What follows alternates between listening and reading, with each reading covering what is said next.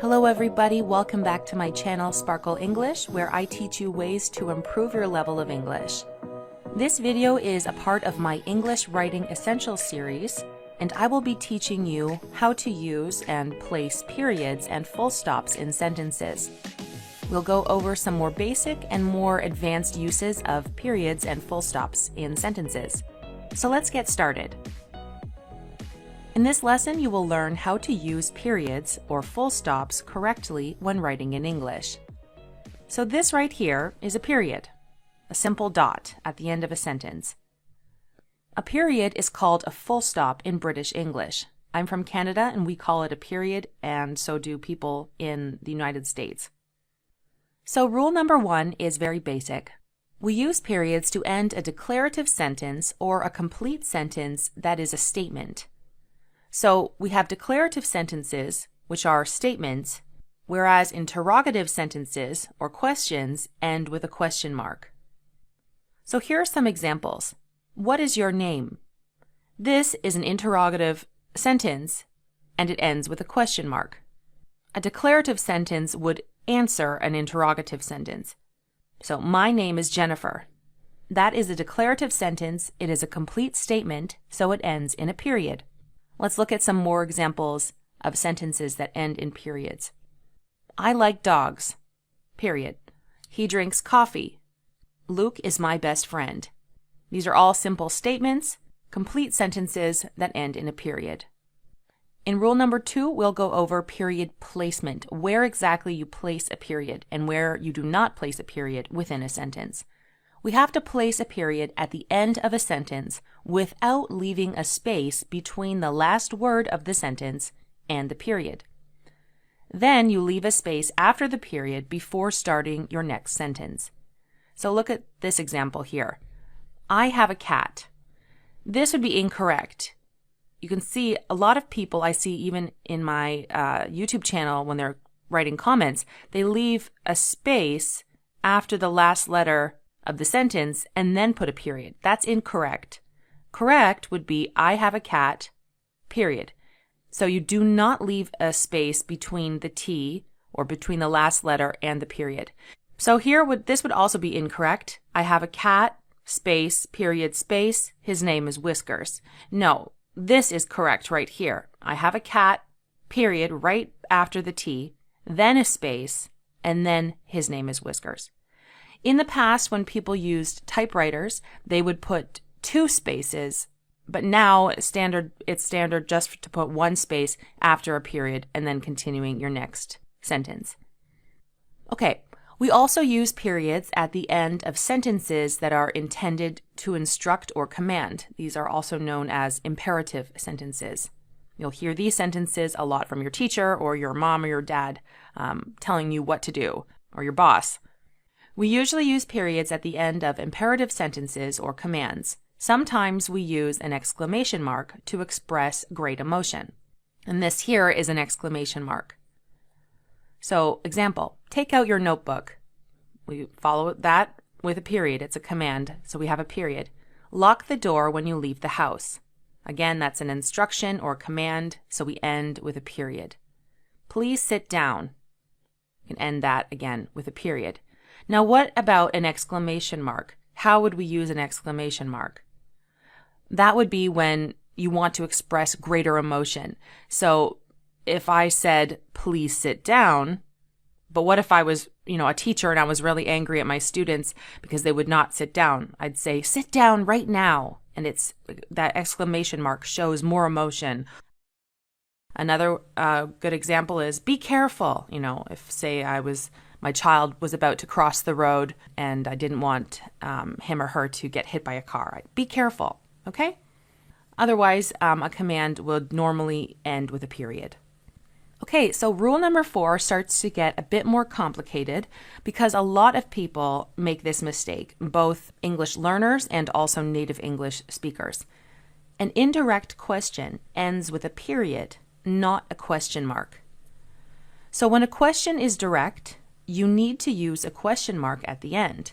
A direct question will often begin with one of these words: who, what, where, when, why, how, can, may. There's other words as well that could begin a question, but those are typical ones.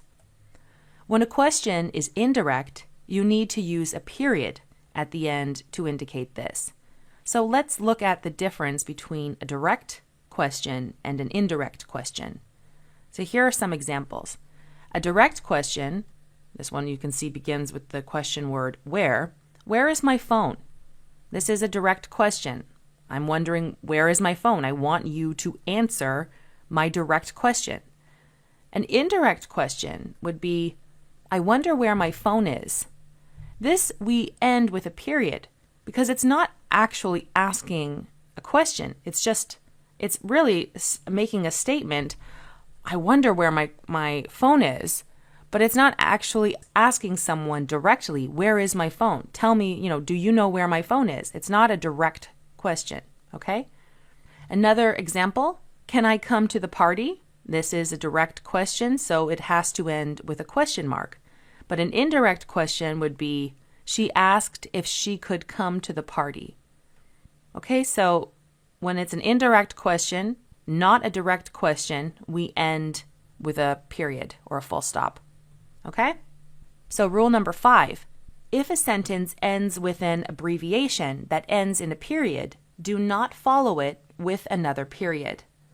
We often use periods with abbreviations. These are some examples of abbreviations: Mr., Mrs., Doctor, Saint, AM, PM when we're referring to time, etc., and incorporated, we're referring to a corporation. So we put a period at the end of these abbreviations. Now, if a sentence ends with an abbreviation that ends in a period, we do not follow it with another period. That period at the end of the abbreviation works for the sentence. That completes the sentence. We don't need and we cannot use 2 periods. So this would be correct here. I have an appointment at 10 a.m. Finished. This abbreviation has a period, so we finish it like that. You do not say, I have an appointment at 10 a.m. and add an extra period at the end. We don't do that, okay? That's incorrect. Here's another example. Jack said, I just got a job at Apple Incorporated, for example. So you can see here we have the period, and then we have the quotation afterwards, because this is a quotation. It's what Jack said. We would not write, Jack said, I just got a job at Apple Incorporated, and then have a period, and then a quotation, and then a period. No, this would be incorrect.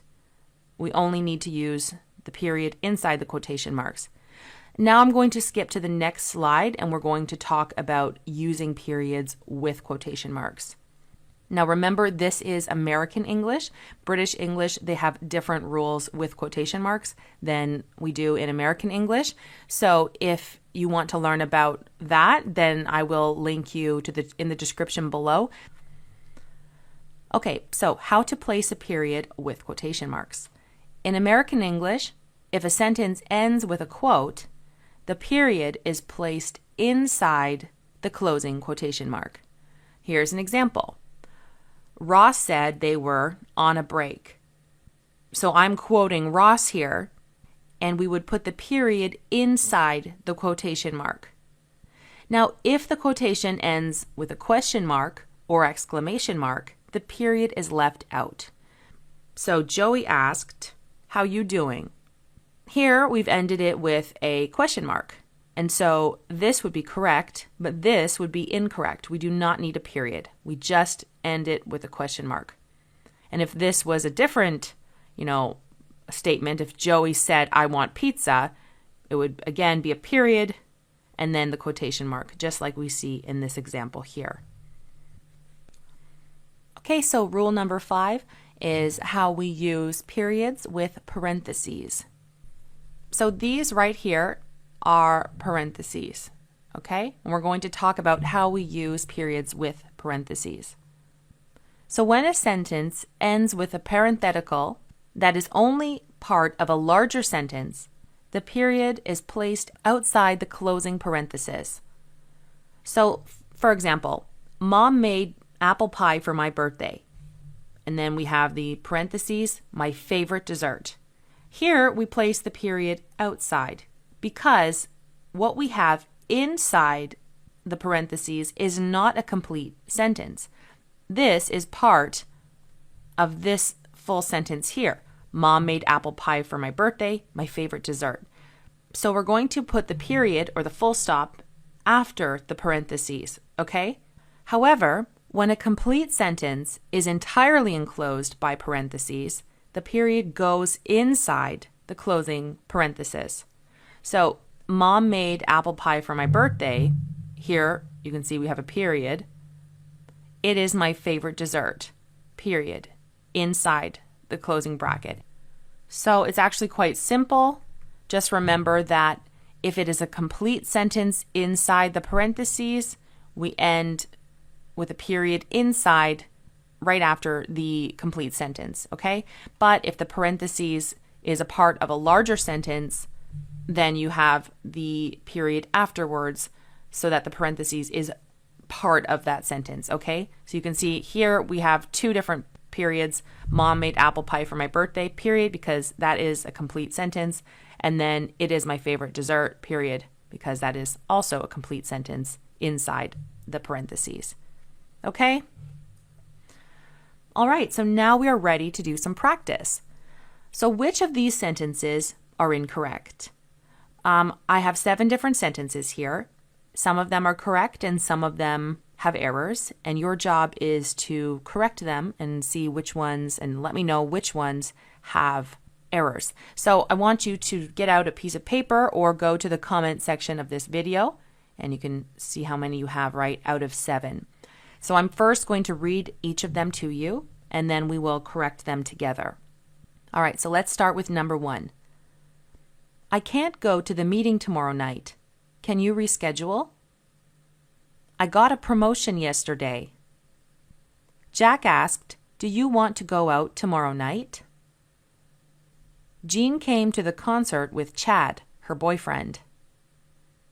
We have a conference next Monday at 2 p.m. Lisa had an argument with Dina. They always argue. Clean up your room. Okay, so take some time to think about these and write down your corrections. And now I'm going to correct them with you. So pause the video if you haven't finished. So number 1 is incorrect. The placement of the period is incorrect. This period should be touching right after the T and then a space with C. So it should go night, the period right beside night, and then a space, and then the next word. And we should have a space right here between the period and can. Okay? Number 2 is correct. That's a statement. I got a promotion yesterday. It's a declarative sentence. So we put a period at the end and the placement is correct. Now the next one, Jack asked, do you want to go out tomorrow night? This is incorrect. This one we do not need a period because it ends with a question mark, so we don't need a period. Number 4, Jean came to the concert with Chad, her boyfriend. This one is correct because her boyfriend is not a complete sentence. It is a part of this larger sentence. Jean came to the concert with Chad. So we put the period at the end because her boyfriend is not a complete sentence. It is a part of this entire sentence here. Okay, number 5. We have a conference next Monday at 2 p.m. This is incorrect. We have too many periods here. It's an abbreviation that has ended the sentence and it already has a period, so we do not need to add an extra period. Okay, number 6. Lisa had an argument with Dina. They always argue. This is also incorrect. They always argue is a complete sentence, so this period should be inside the bracket. We have this period here that has finished this statement. Lisa had an argument with Dina. And then we have the parentheses, they always argue. It's a complete sentence, so we would end it with a period inside the parentheses. And the last one, clean up your room. This one is incorrect. You can either end this one with a period or with an exclamation mark, but you can't use both. So let's say this one, let's say it was a mom who was really angry. Clean up your room. She said it with a lot of emotion, we'd use an exclamation mark. If she said it not with a lot of emotion, clean up your room, then you could put a period at the end, but you cannot use both. Okay? So thank you very much for watching this video. I really hope that this has helped you understand how to use periods and full stops. If you like this video, please click like. Make sure to share with your friends and family or whoever else would like to improve their level of English, improve their writing skills. I encourage you to practice writing some sentences in the comments using periods, and let me know how you did on the test, how many you got out of 7. Make sure to subscribe for more videos just like this one. I will be continuing more videos in my English Writing Essentials series, and also link you in the description below to my videos on how to use commas, how to use apostrophes, quotation marks, colons, semicolons, all sorts of really important stuff that you need to become an excellent writer in English. Thanks again for watching, and I will see you in my next video.